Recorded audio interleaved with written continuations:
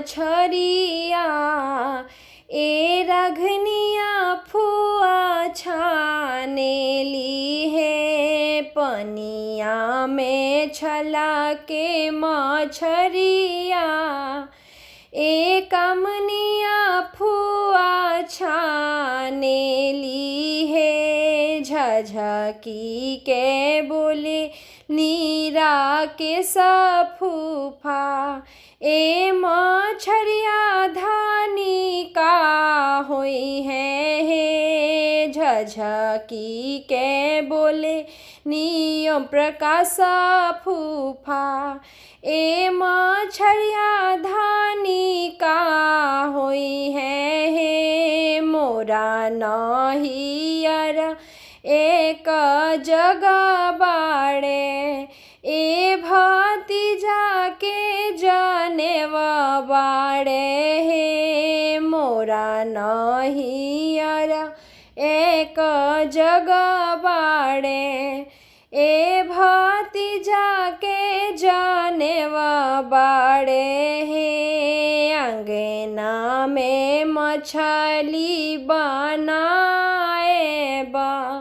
उनकर शुभा मनाए बहे अंगना में मछली बनाए बा उनकर शुभा मनाए बहे पनिया में छला के मछरिया ए कमनिया फुआ छानेली है झझकी के बोले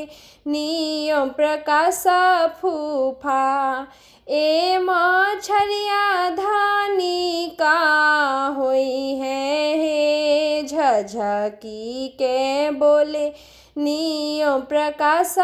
फूफा ए मछरिया धानी का होई है हे मोरा नहियर एक जगह बाड़े ए भतीजा के जनेव बाड़े हे मोरा नहियरवा प्रभु जग बाड़े ए भतीजा के जनेव बाड़े हे अंगना में मछली बनाए बा उनकर शुभा मनाए बहे अंगना में मछरी बनाए बा भैया के शुभा